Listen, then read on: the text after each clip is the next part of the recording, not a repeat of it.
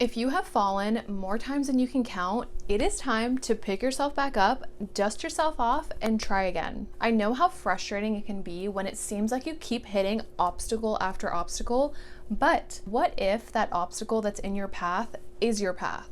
What if your path was never meant to be a straight line? Because every single turn and twist that you made along your journey is what created this version of yourself that can now hold the thing that you are desiring. I really feel like each setback and each failure allows us to build strength and resiliency so that when we do have the thing that we're working towards, we can hold it.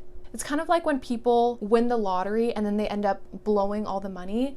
They didn't create the vessel. They didn't create the energy necessary to hold what it is that came into their life because it came into their life so quickly. And sometimes our journey feels so long and feels so hard, and it feels like we're just hitting obstacle after obstacle because what we are desiring is so far from us and so far from the life that we've had our entire lives, or the life that we currently have, that it's going to take time and consistency and building to get to that point. And so in today's video, I want to talk about entering your winning season and how to rebuild after failure.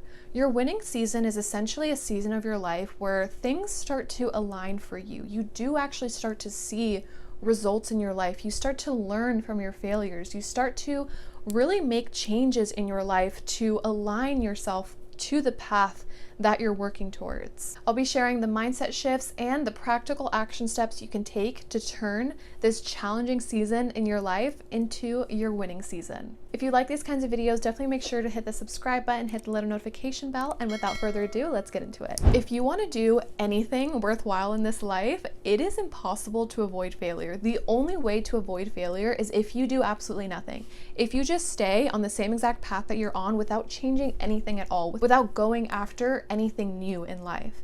And if you're on this channel, that's not how you want to live your life. If you're watching my videos, it's because you want to create something big for yourself. You are an ambitious person. You are going after these goals and these dreams in your life, and going after pretty much anything that is different than what you currently have is going to require a different version of you, and it's going to require lessons. It's going to require setbacks and honestly failures, because each failure teaches us so much. So the first part of this video, I really want to talk about learning to embrace failure, learning not to fear failure as much, and instead see it as a stepping stone to get to where you want to go.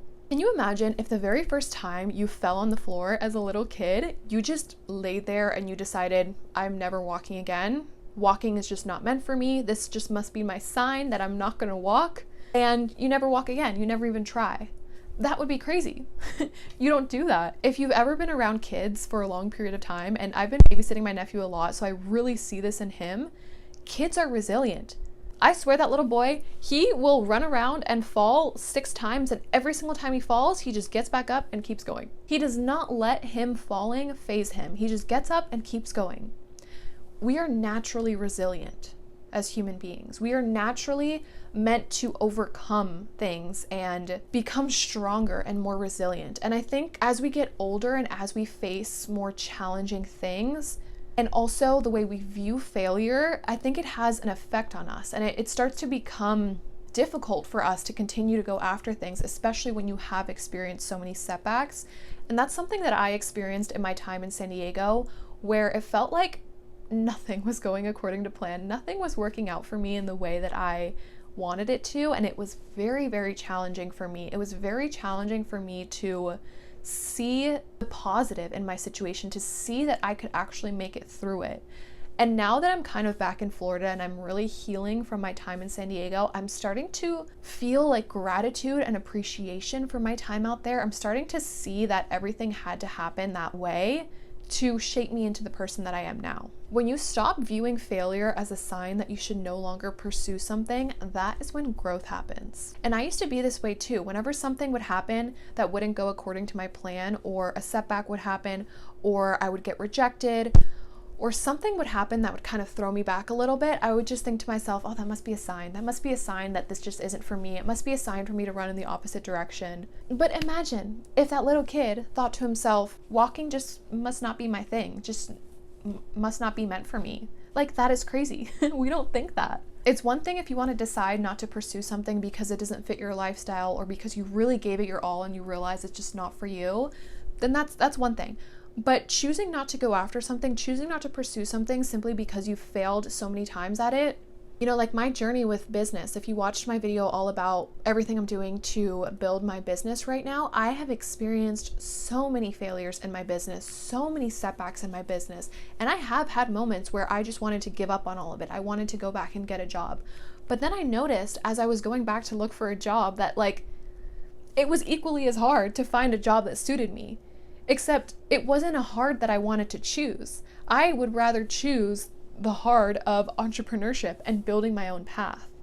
Sometimes we think that we can take the easier route for things, but then in the grand scheme of things, even choosing the easy route is hard, because choosing the easy route and choosing to settle is hard in a different way, because you are choosing something that's not fulfilling or not as fulfilling as you would like. So how do we embrace failure? How do we stop becoming so fearful of failure? I think it's really important, and this is my second point that I want to make in this video, is to take lessons from our failures. Failing brings you lessons that success often doesn't. I really do think that there are so many lessons to be learned in struggle and in failure and in setbacks and in really challenging times. I actually just saw a TikTok. This girl said, too much sun creates a desert. Something else she said too was, the rain gives life to the seeds that you planted.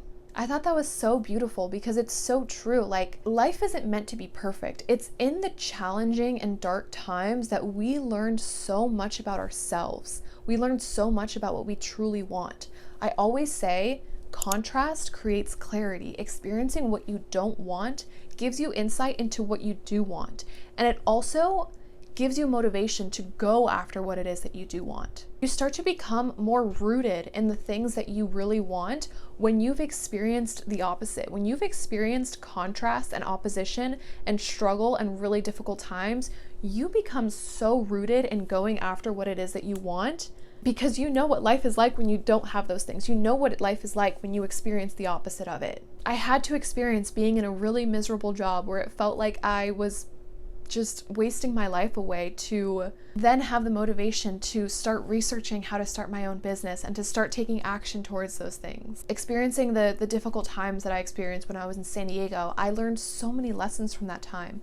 I learned compassion, I learned humility, I learned resiliency. Being broke teaches you how to manage your finances better. Getting hurt in relationships and getting manipulated and being with terrible toxic people teaches you how to raise your standards, teaches you how to have stronger boundaries for yourself. And sometimes it is really, really hard to see the lessons when you're still in it. I think it's really important to process your emotions around whatever it is that you're experiencing first before you ask yourself, okay, what are the lessons in this?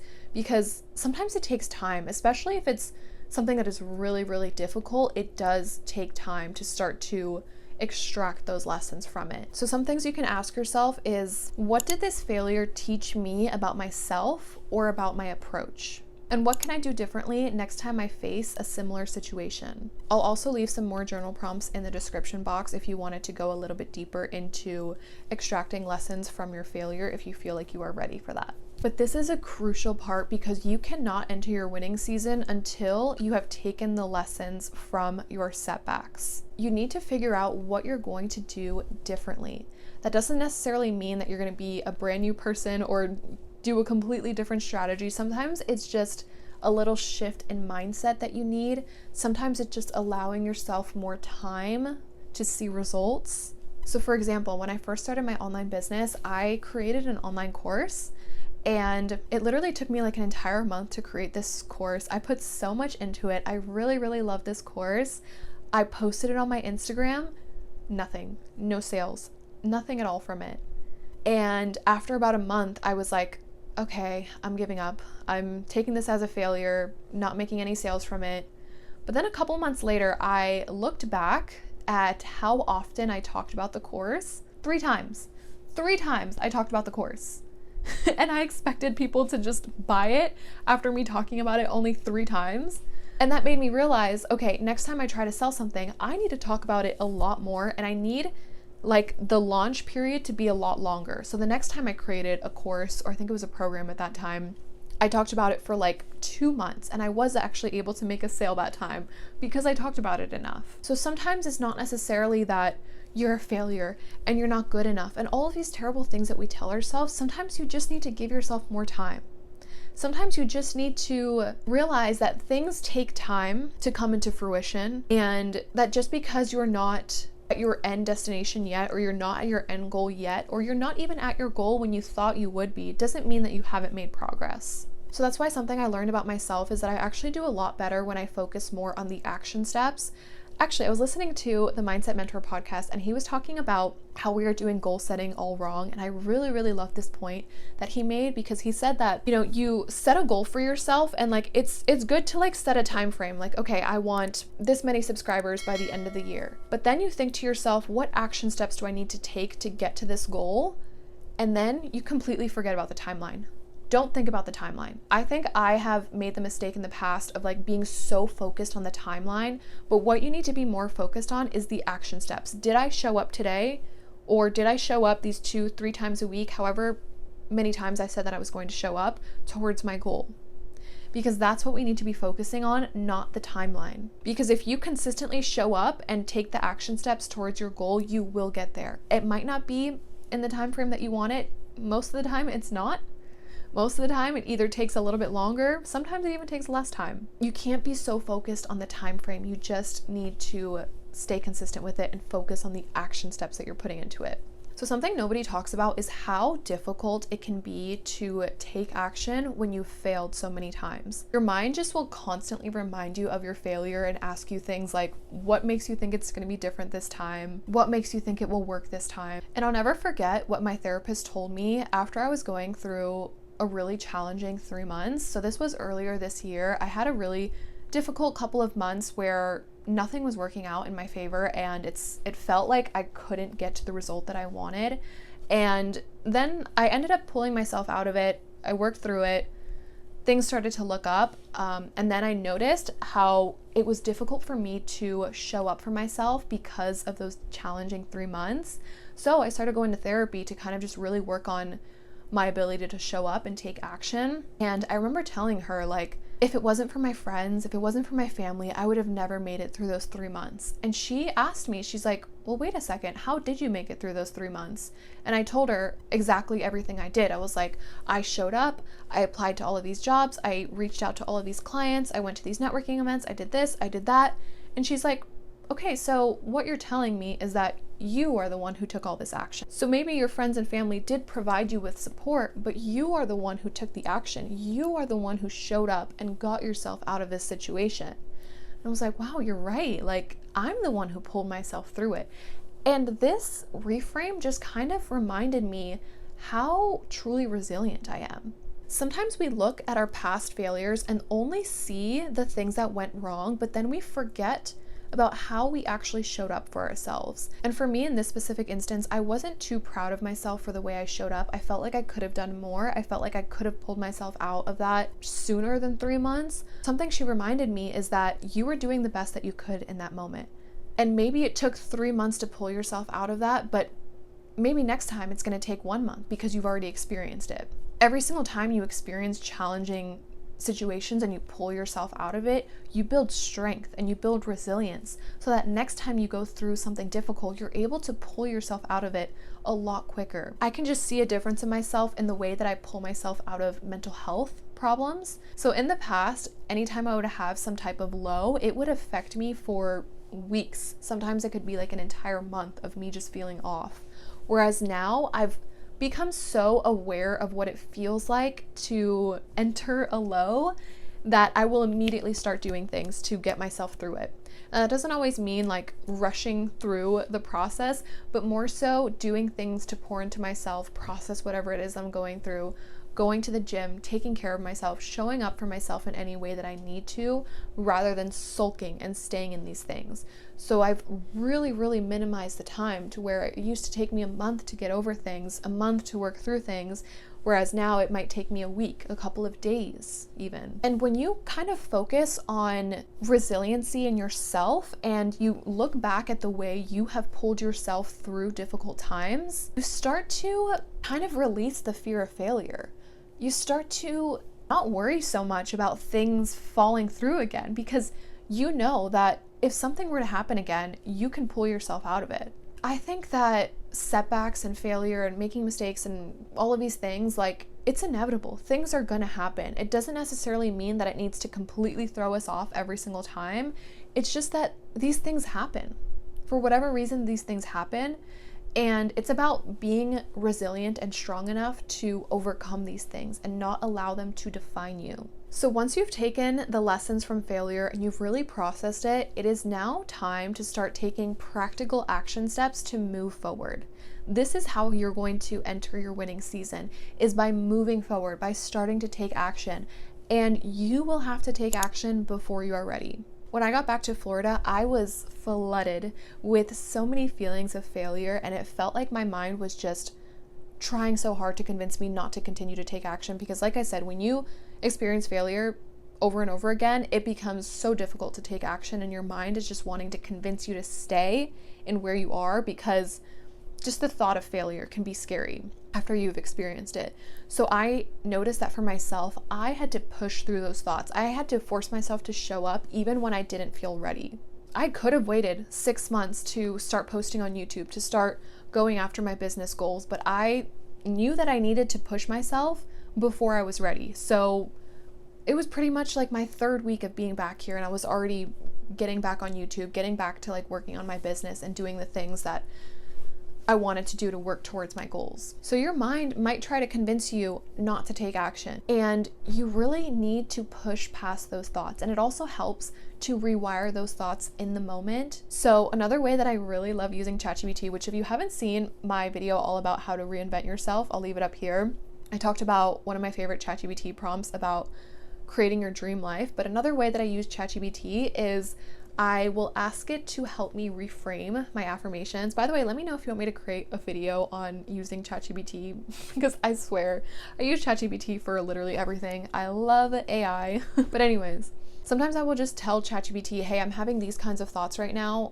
Can you help me with some affirmations to rewire this? And it'll literally send me a list of affirmations, and I'll read through and I'll just pull the ones that I feel most resonant with, and I will write those down. I'll put it in my notes app, and I'll just kind of keep those in the forefront of my mind. So I'm going to share with you the top 3 affirmations that I kind of consistently would repeat to myself, especially when I first moved back here and I was having those feelings of failure. Every step I take, no matter how small, is progress toward my goals. I am capable of creating a new outcome no matter how many times I've fallen. My past does not define me. My actions today shape my future. I love these affirmations because it just kind of reminds you that it's all about what you're doing right now. It doesn't matter about your past. It doesn't matter how many times you've fallen. It doesn't matter this, it doesn't matter that.